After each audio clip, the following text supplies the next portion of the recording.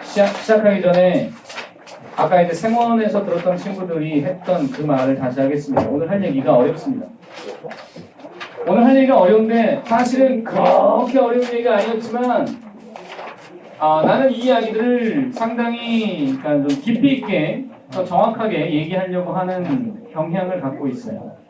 한번 배울 때 제대로 하라는 뜻인데 그러다 보니까 조금은 버거울 수 있을 것 같아요. 미리 얘기합니다. 그러나 나는 이 얘기를 먼저 하고 싶은 게 첫술에 배부를 수가 없어요.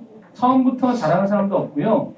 이 이야기는 당연히 쉽지 않은데 자꾸 보다 보면 될 겁니다. 그러니까 처음에 어렵다는 것은 당연하니까 너무 걱정하거나 또는 자책하지 마세요. 나는 멍청한가 보다. 이걸 못 알아들으니 내가 생투를 이제 놔야 할 시점인가 보다. 하기엔 너무 일러요. 일단 8단원까지 가보고 그때 아니면 그때 놓읍시다. 네? 알았죠? 9단원 가서 이거 도저히 못 해먹겠다 그러면 그때 가서 한번 상의하고 그때 한번 대화를 나누고 상담해보고 그래도 안 되겠다 그러면 특단의 조치를 그때 취하더라도 지금은 아직은 포기하기엔 이르다. 이거 오늘 하는 거 어렵다고 어려워요 라고 얘기할 수 있는데 내가 얘기했잖아 어려워. 그러니까 굳이 그 말 안 해도 돼. 응? 어려워. 그러니까 지금 어려워요. 아이고 앞에서 유전하다가 이제 힘들고 생활했던 친구들은 이제 머리에 쥐나게 생겼네. 큰일 났네. 세포 간다.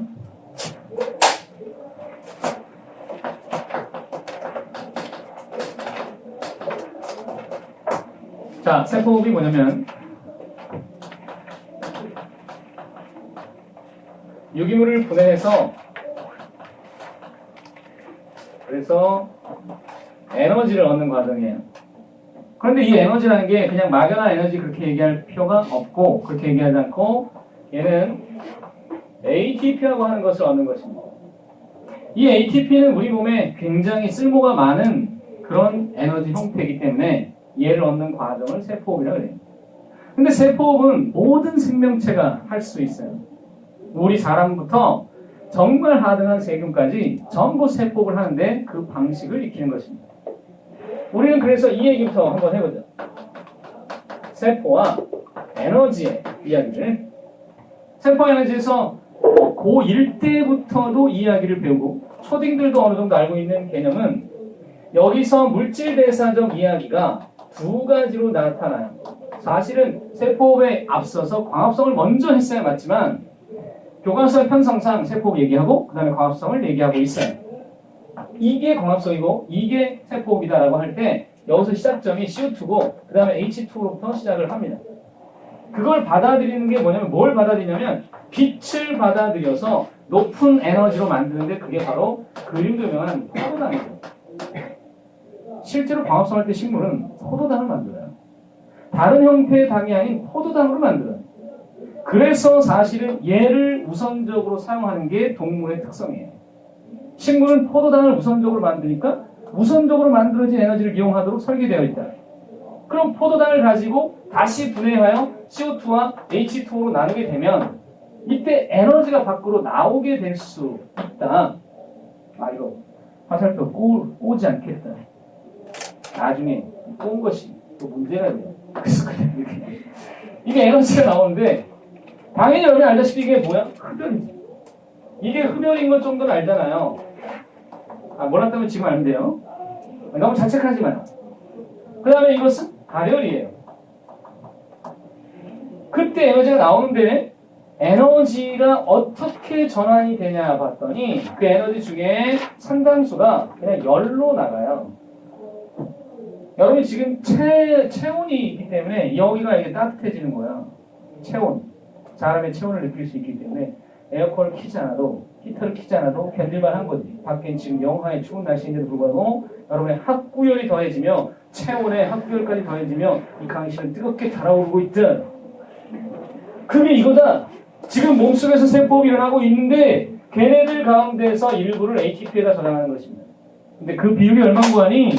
얘가 60%고 물론 얘가 가진 에너지 100으로 봤을 때 그 중에 40을 여기다가 저장해요. 이 ATP가 도대체 무엇이냐는 것부터 얘기 시작해도 되겠죠. 가볼까요? ATP라고 하는 것은 거기 이제 ATP 정확하게 생투기 때문에 이제 약자가 아닌 원래 용어로 얘기하자면 아데노신 트라이 포스페이트.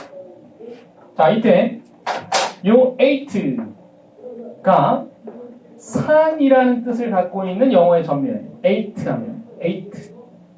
산이고 여기 포스프가 인이기 때문에 인산이에요. 인산의 화학식은 어떻게 생겼냐면 PO4 3가의 음이온이 되는데 이거를 뭐 화학적으로 나타낸다고 하더라도 여러분이 충분히 이해할 수 있어요. P 중심에 O 이렇게 돼요. 네 개의 산소가 P를 둘러싼 구조이기 때문에 뭔가 드름풍어리 있는 사람들은 선생님 설마 이거 구조가 입체 구조가 설마 정사면체? 아이고 지금 반응들이 별로 없는 거 보니 이런 건 잘 모르는 모양인데 아무튼 정사면체예요. 근데 아무튼 이게 전체적으로다가 3가의 음이온을 띄고 있었습니다만 근데 여기가 3이고요. 이 아데노신이 무엇의 합성이냐면 아데닌 플러스 당이에요.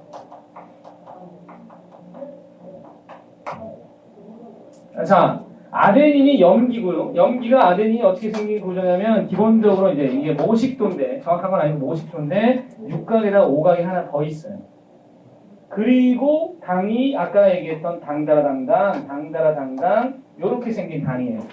참고로 저 당이 무슨 당이냐? 이 당인데 요 당은 5탄당입니다. 5탄당 중에서도 리보스예요. 이것까지 알아야 됩니다. 시험은 여기까지 물어봐요.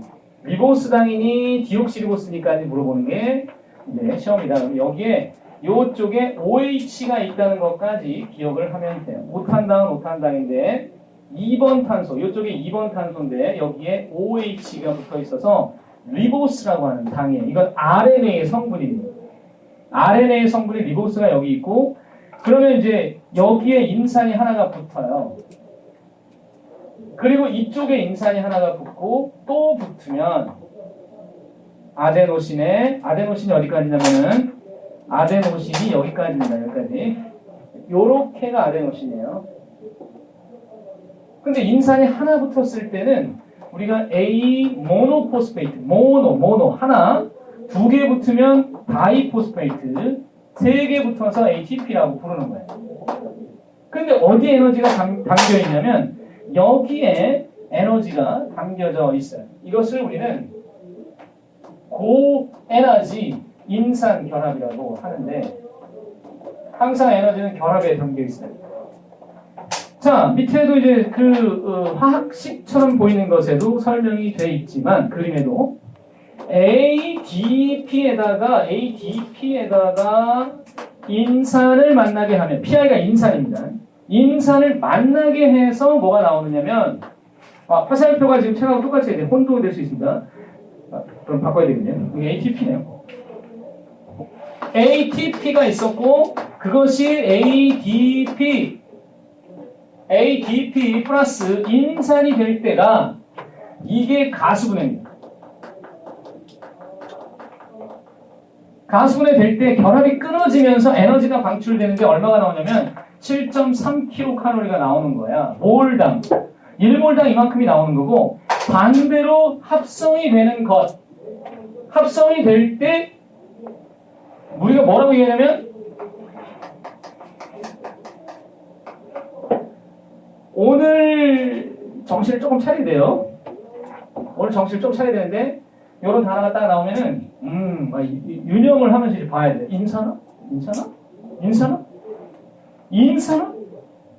인산화는 여러분 동합니까? 이합니까?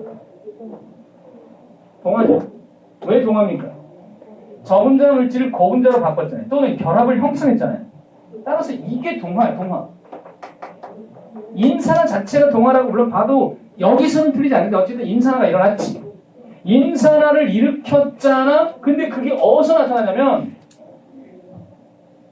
오른쪽 저기 그림에서 여기 발열 반응에서 인산화가 나타나요. 그럼 갑자기 충격에 휩싸일 수가 있어요. 뭐냐면 지금 발열이라면 포도당 분해해서 CO2 분해 만드는 거 발열이라면 흡열이라며 어쩌란 얘기예요? 발열에서 흡열이 나타난다고요? 그렇지. 네? 그게 무슨 말이에요? 발열인데 흡열이 나타난다고요? 아, 갑자기 하기 싫어지네요. 생투를 놓겠습니다. 아니, 이것만 봐도 알지 않나? 전체가 100이면 그 중에 40만큼을 동화로 저장하는 거예요. 이화로 나타난 열이 100이 있으면 그 중에 일부 띄어다가 ATP에 저장할 때 동화를 일으킨다는 거지. 그게 왜 어렵냐고. 일부를 이렇게 저장하는 것 뿐이니까 전체 과정은 뭘로 봐야 돼? 전 과정은 발열로 봐야지. 더 큰 에너지가 발열이니까.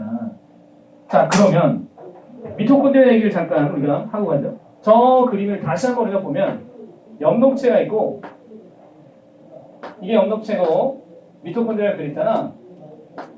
이 상관관계가 있어요. 계속 우리가 다루게 될 이야기들, 이 두 세포 소위간에 하는 일들을 보는 거예요. 4단원 이거, 5단원 이거. 근데 여기서는 여러분 염록체가 하는 일이 뭐야? 산소를 생산한다 이렇게 얘기하면 안 돼요. 그건 목적이 아니에요. 부산물이에요. 그건. 초딩들이 하는 얘기 중에 하나가 과학성이 뭐 하는 거냐 그러면 식물이 산소 생산하는 거예요. 식물한테 산소는 별 중요한 게 아니에요. 물론 미토콘드리아는 필요하지만 그랬더니 갑자기 또 질문을 선생님 식물이 미토콘드리아가 있어요? 생각해봐. 식물이 미토콘드리아가 없으면 죽어요. 지가 광합성을 막 해놓고 포도당을 못 쓰는 거예요. 그럼 얼마나 애석하니? 가뜩이나 열심히 생산해가지고 포도당을 다 만들었는데 그림에 떡이에요. 저거 어디다 써요? 이게 지금 여기서 목적이 뭐냐고 봤을 때 이걸 받아들이는 일부터 시작입니다. 빛을 받아들여서 거기 염록체가 생산하는 것은 바로 이것을 얘기하죠. 여기 포도당. 그리고 어쩌다 보니 산소도 나옵니다. 산소와 포도당이 생산됐죠. 그런데 얘네들을 얘가 이용합니다. 그런데 이제는 조금 정확성을 갖기 위하여 포도당 자체가 미토콘드리아에 들어가진 않아요. 그래서 한번 화살표가 있고 들어가서 여기서 주안나 최종적으로 뭐 나오냐면 CO2 나오고 물도 나오고 뿅 다시 가요.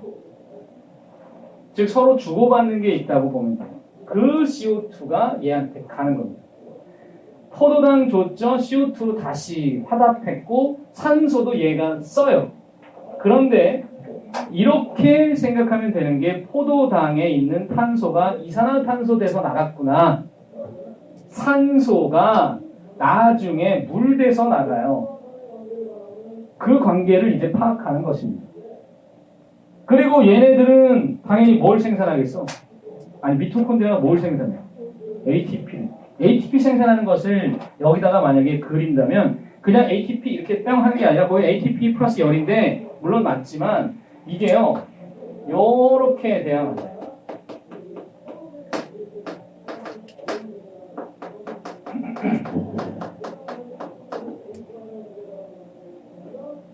방금 전에 했잖아. ADP가 들어간다고. ADP하고 인산이 들어가서 ATP가 되는 거야. 그럼 여러분 이 빨간색 화살표는 동화야 이화야?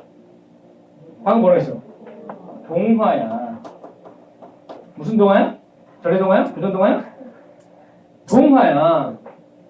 흡열 반응이야. 그런데 누가 이화야? 이 중에 여기 노란 화살표 이화야. 노란 화살표 이화야. 누가 커? 규모 면에서 누가 커? 노랑이 커? 빨강이 커? 여기서 역시 색약이나 생명이 있어요? 그러면 요게 노랑이에요, 이게. 그리고 요게 빨강이에요. 네? 됐나요? 이화가 더 큰 거예요. 규모가 큰 거예요. 그 중에 일부를 따다가 여기다 저장하는 거예요. 그러니까 전체를 요 안에서 일하는 전체 반응은 이화로 보는 거예요. 이게 규모가 큰 겁니다. 됐어요. 그 다음 ATP를 어떻게 만드는가에 관한 이야기를 해봅시다. 그러면 여태 다 얘기해놓고 아니 더 정확하게 구체적으로 실제로 생명체가 ATP를 만들 수 있는 방식은 크게 나누어서 세 가지. 그걸 배우는 겁니다. 실제로 이게 핵심 테마죠. ATP가 중요한 만큼 어떻게 만들어 가느냐인데, 자, ATP 합성 방식이 몇 가지가 있다고요? 세 가지. 지금부터 그 용어를 받아들여라. 용어가 낯서니까 어렵다고. 용어는 처음부터 아는 사람은 없어요. 그러니까 점점 익숙해져 가는 겁니다. 나도 처음에 과학인사나 봤을 때 계속 이 단어를 보면서 이걸 봤을 무렵에 아마 고등학교 때여서 그걸 기억하는데 계속 이거 미칠광자라고. 미칠광자는 아니겠지. 미칠광자 같아. 근데 모르겠는 거야 이게. 그놈의 과학인사나 과정에 소위 빗받아가지고 이렇게 막 전자를 돌리고 이러는데 뭔 말인지 하나도 모르겠는 거야. 근데 지금은 알아요. 좀 시간이 오래되긴 했지만 어쨌든 알아요. 시간이 지나면 다 이해가 돼. 그런 모든 것들은 다 그런 의미가 있죠. 나중에 의미가 있어야 돼. 고3을 딱 돌아보면 그 시절 내가 진짜 좋은 시절이었구나 이렇게 느낄 수 있어요. 다 의미가 있다고. 그 지옥 같은 고3 이러면 안 돼요. 악몽 같은 고3이 아니라 화려했던 고3 시절입니다. 나의 화려했던 고3 시절을 아는. 그래야 진짜가 나오는 겁니다. 그 고3 시절 추억할 때 진짜로 행복했다고 생각하는 사람들은 나중에 진짜 어마어마하게 성공할 거예요. 그리고 이게 맞아요. 내가 고3 때처럼만 보낼 수 있다면 진짜 세상에 이로운 존재가 되겠구나. 이 정도? 그때 열과성을 다했던 모습을 기억하며 내가 왜 그때처럼 살지 못하지? 라고 생각할 수 있어야 맞아. 근데 대부분 어떠냐면 미쳤어요. 그 시절로 돌아가기. ATP 합성이 세 가지입니다. 자, 보세요. 하나, 광인산화. 미칠광자가 아닙니다. 빛광자입니다. 두 번째, 기질 수준의 인산화라는 말이 낯설다면 인산화 빼고 수준 빼고 기질부터 보면 되죠. 이 기질이 뭘까요? 성격이겠습니까? 야, 그 사람 기질이 참 못돼 먹었어. 아니면 뭡니까? 효소와 반응하는 물질 기질이죠. 뺑 뜨는 거예요. 그러니까 피 뜨는 건데 피 뜨는 건데 삥 뜨는다. 여러분 삥 뜯다란 말은 삥 뜯다? 삥. 이게 아마 도박 용어로 알고 있는데 삥을 뜯다는 게. 근데 어쨌든 삥을 뜯는 행동을 얘가 해요. 누가 하냐면 기질 수준의 인산화를 일으킨 효소. 그게 무슨 효소일까요? 앞에서 배웠는데 인산기 전이효소. 인산기 전이효소는 한마디로 깡패입니다. 일로 와봐라. 누굴 부르냐면 인산을 갖고 있는 애를 불러요. 일로 와봐라. 너 인산 보이네? 그래서 아닌데요? 감춰요. 얘가 돌아. 여기 나와 있잖아. 이렇게 피 인산 딱 보이지? 딱 보이지? 빨리 빼. 이것도 당장 설명을 이렇게 돼. 이 인산기 전이효소가 얘를 끌어들여. 기질, 이거 효소야. 기질이야. 그런데 얘가 뭘 갖고 있냐면 피를 가지고 있어. 그래서 불러들이고 일로 와봐라. 그래서 누구를 또 부르냐면 지나가는 ADP를 불러요. ADP를 그래가지고 반응 끝났어. 다음에 어떻게 되냐고?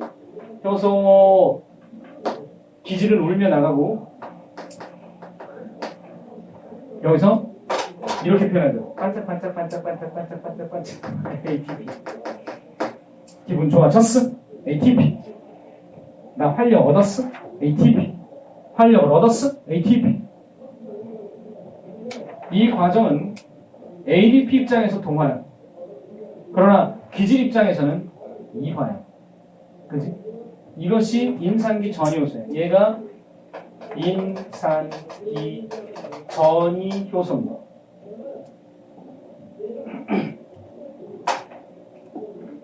그렇다면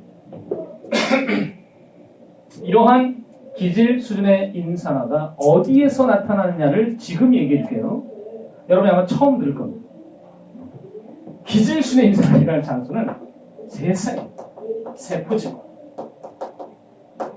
미토콘드리아의 기질에서 나타나요. 미토콘드리아가 기질이 있는데 그게 어딘고 하니 미토콘드리아 내막 안쪽 공간. 그 미토콘드리아 기질을 다른 말로 바탕질이라고도 합니다. 바탕질.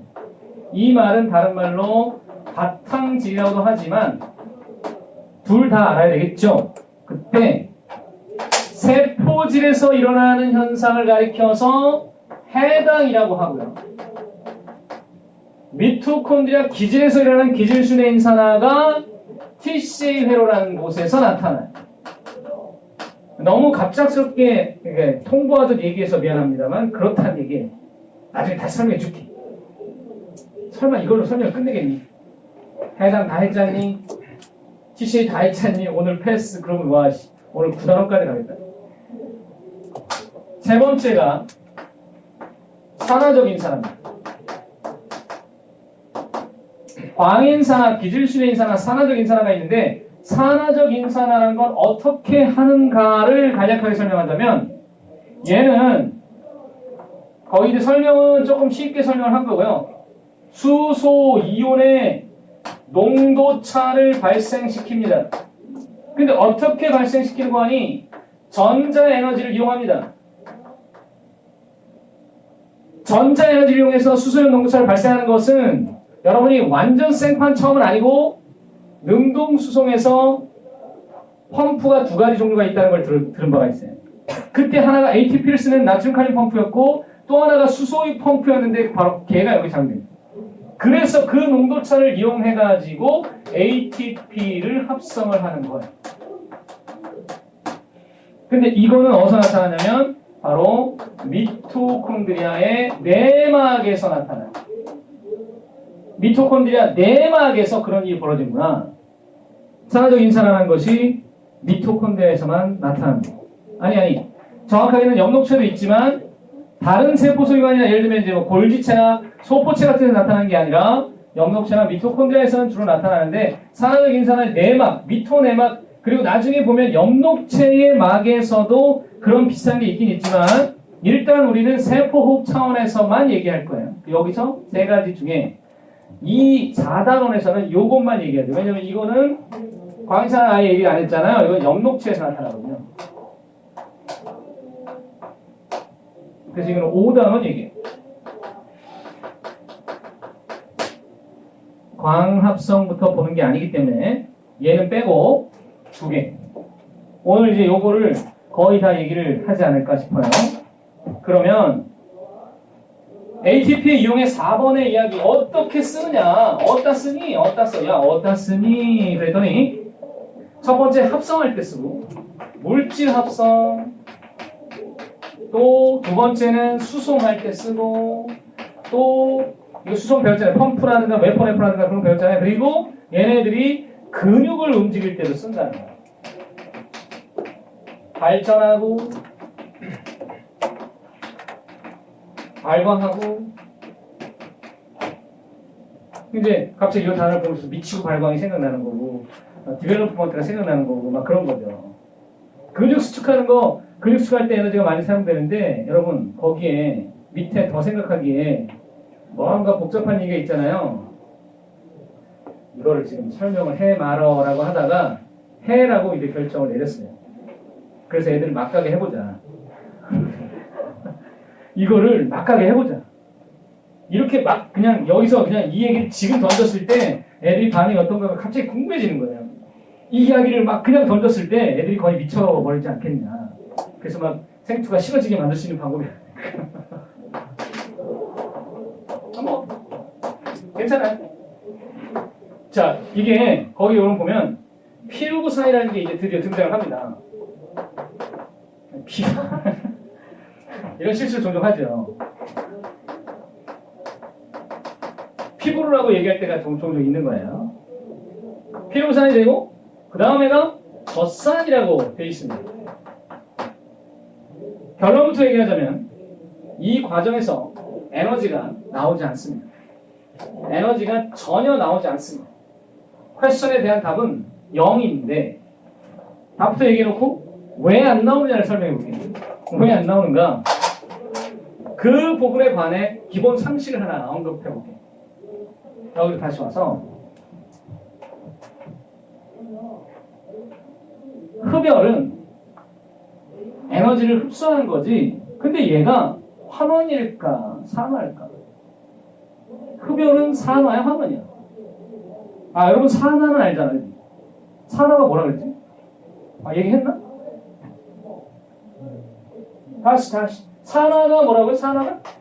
정확하게 수소를 잃는 전자를 잃는 산소를 얻는 이죠. 산화야 환원이야? 찍어. 환원이야 이거. 오케이? 얘는 뭐야? 당연히 산화다. 왜 그러냐에 대해서 간략하게 이유를 설명하자면 이거 에너지야. 수소 자체가 에너지야. 전자 막강한 에너지야. 전자에 에너지가 있다고. 그런데 그걸 잃어버리면 산화지. 그지? 에너지를 놓친 게 산화라고. 에너지를 놓친 산화가 발열이라고. 됐어요? 그러면 이 관계를 여러분이 이해하셨다면 이제 다시 와봐요. 산화하는 개념만 이해되는 거야. 그게 4단원 5단의 핵심이거든. 화학식 한번 읊어줄래? 포도당의 화학식이 얼마인지 아니 혹시? 들어는 봤니? 이제 이런 거 강해져야 된다. 아유 그런 걸 하기 싫어요. 안 돼. 아니 되옵니다. 이것도 모르고 뭘 하겠다는 얘기이시니까 이건 마치 해밥도 안 배우고 사람을 수술하겠다는 거랑 똑같은 거야. 예를 들면 간이 뭔지도 모르고 배를 갈라. 그래가지고 막 수술을 해야 되는데 지금 뭐 해야 돼요? 개복을 한 후에 의사가 지금 뭐 해야 되지? 이런 황당한 경우가 어딨어. 뭘 알아야 얘기를 하지. 야 이거 나의 근데 얘가 두 개가 생겨요. 참고로 곧 이제 계속 얘기하겠지만 이것을 해당이라고 그래요. 당을 분해했다. 당을 한 번 쪼갰다 해당인데요. 이때 피루부산의 화학식을 얘기해 줄게요. 잘 보세요. 하나의 피루부산이 그렇습니다. 하나의 피루부산은 화학식이 C3H4O3예요. 그리고 이 식은 굉장히 시험 문제에도 잘 나옵니다. 그러니까 알아야 됩니다. 반드시. 343입니다. 그럼 질문입니다. 이 과정은 해당은 산화입니까? 환원입니까? 화학식만 보고도 알 수 있어요. 산화예요, 환원이에요? 산원? 환화? 여보세요? 지금 몇 개의 수소가 빠져나왔니? 아니, 토탈. 야씨, 12개에서 토탈 8개잖아. 그러니까, 여기 8개잖아. 그러니까 4개 빠져나온 거지. 당연히, 산화. 그럼 에너지가 어떻게 되는 거야? 아니, 이때 에너지가 어떻게 되는 거야? 이 과정에서 에너지가 방출이야? 흡수야? 방출돼요. 에너지가 방출돼요. 얼마나 나오는지 알아요? EATP 나오고 이 나드흐라는 게 나와요. 그런가 보다 알았어. 이거 뭔지 몰라도 아직은 내가 들은 바는 있어. 그렇다 쳐. 에너지가 나와. 젖산의 화학식을 알려줄게. 이것을 알려주마. 여기 투젖산이야. 투젖산이 생기는데 C3H6O3다? 6다? 그러면 대답해 보시구려. 이것은 산화야, 환원이야? 환원이지. 왜 환원인지 알겠어요? 왜냐면 이게 그냥 고스란히 들어가거든요. 수소 들어갔잖아요. 4개 들어갔잖아요. 아니 그런 거예요. 원래 그런 거예요. 그럼 에너지가 나와요, 안 나와요? 안 나오죠. 에너지가 들어갔는데요. 그러니까 여기서 나오는 발생되는 에너지 방출량은 0이다라고 보는 거예요. 절대로 나오지 않습니다. 그래서 답이 0이에요. 빵빵빵. 빵빠라빵빵. 참고로 이 과정을 발효라고 합니다. 수능에 해당이 안 나오거나 발효가 안 나오면 시험지를 찢으세요. 갈기갈기. 이따위 시험을 수능이라고 냈는가? 찢어도 됩니다. 한 번도 안 나온 적이 없었으니 내 말을 믿고 따라주시기 바랍니다. 17, 18 수능에 만약 해당이 안 나오고 발효가 안 나면 찢어버려요. 자, 그렇다면 발광할 때 그 왜 거기 루시페린 단백질이 분해되면서 루시퍼라이스가 분해시켜가지고 루시페린 산화루시페린이 되는 그런 게 있는데 이게 다 단백질들이거든. 그래서 그 단백질을 만드는 유전자를 뽑아내가지고 루시페린 유전자와 루시퍼레이스 효소 유전자를 꺼내서 다른 동물한테 집어넣으면 다른 동물이 빛을 내게 할 수 있어요.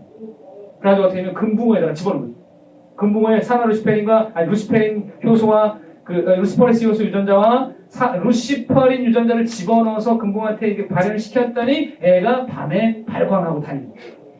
금붕어가 혼자 빛을 내면서 그 어항 안에서 혼자 빛을 내고 다니니까 밤에 불 다 꺼놓고 보면 약간 섬찟한 거죠.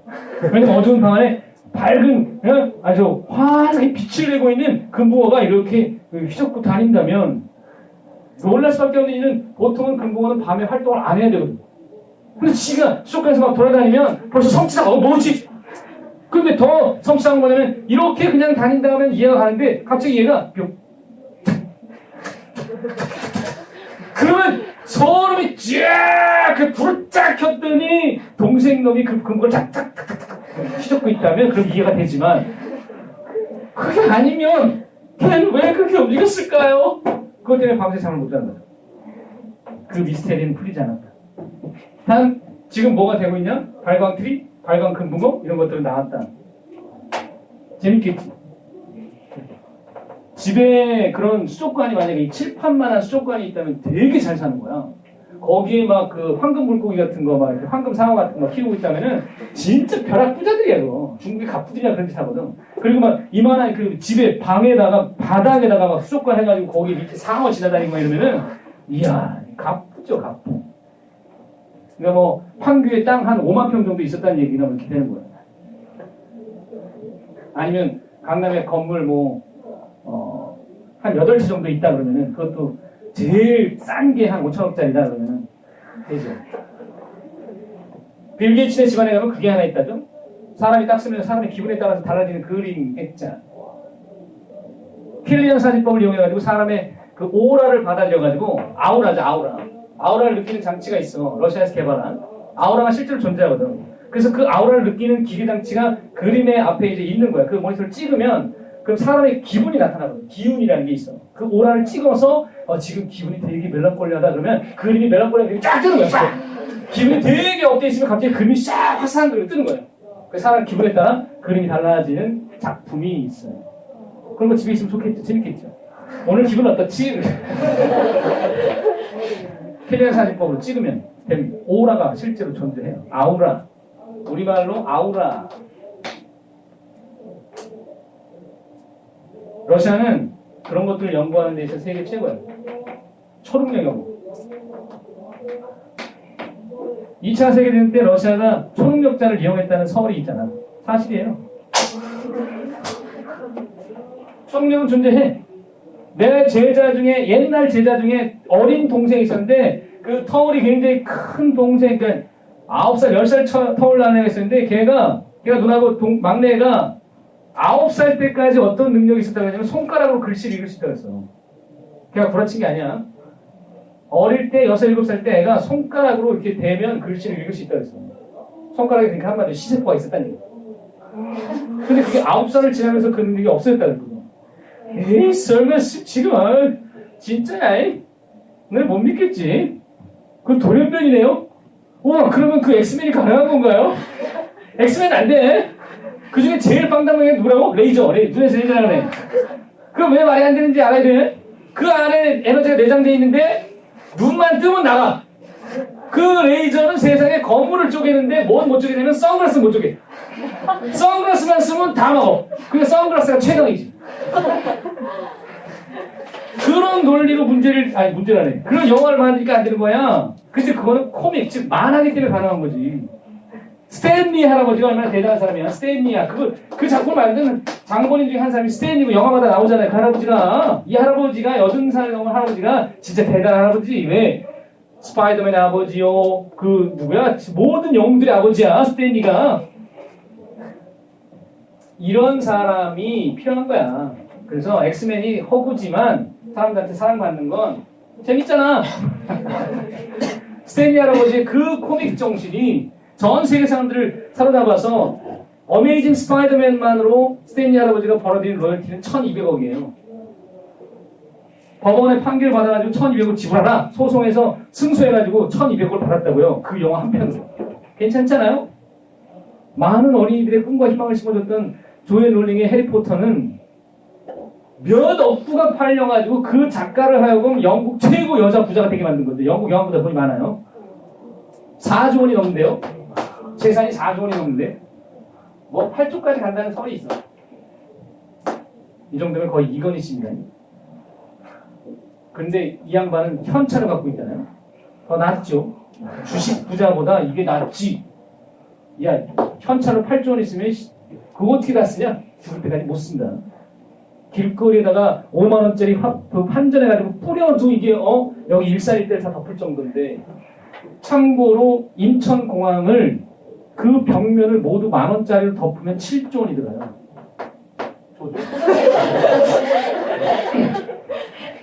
인천공항 되게 넓죠? 바닥부터 천장까지 기둥이고 뭐고 전부 다 10,000원짜리 덮으면 7조 원 들 거라는 거야. 별걸 다 계산하지. 그거 계산하는 사람이 쓸데없는 사람. 난 들은 얘기야. 근데 인천공항 지을 때 비용이 7조 원이었다는 거야. 인천공항은 세계에서도 유명한 공항이야. 네. 그래요? 무슨 얘기하는 거지? 창의력이 중요하다. 여기서 생명과학투에서 뭔가 그 아이디어를 얻어가지고 이게 내 안에서 폭발해가지고 이거를 스토리화하거나 새로운 것을 엮어내는 능력이 생긴다면 너네가 해리포터의 저자가 되지 말라는 법이 어딨어? 이공계생들이 해야 될 것 중에 하나가 창작인데, 문과애들, 저쪽에 문과애들보다 근데 저기 있는 애들 사실 되게 무식해요.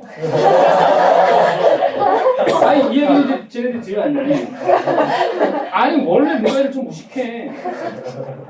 요즘에 분위기가 그렇다고 그거 아직도 애들 나오는데 갔다가 야 무식한 놈들 이거 아니지.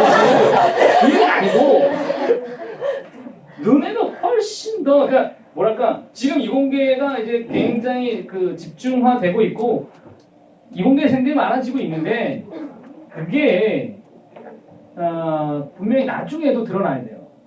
그게 뭐냐면 더 감수성이 풍부하고 더 창의적이며 더 뭔가 새로운 것을 창출해내는 능력을 가진 사람으로 되려면 지금 배우는 것들도 소스가 돼요. 대학 가서 배우는 것뿐만 아니라 고등학교 때 배웠던 내용들이 그 밑바탕이 돼서 이야기의 소재가 돼서 나온다고요.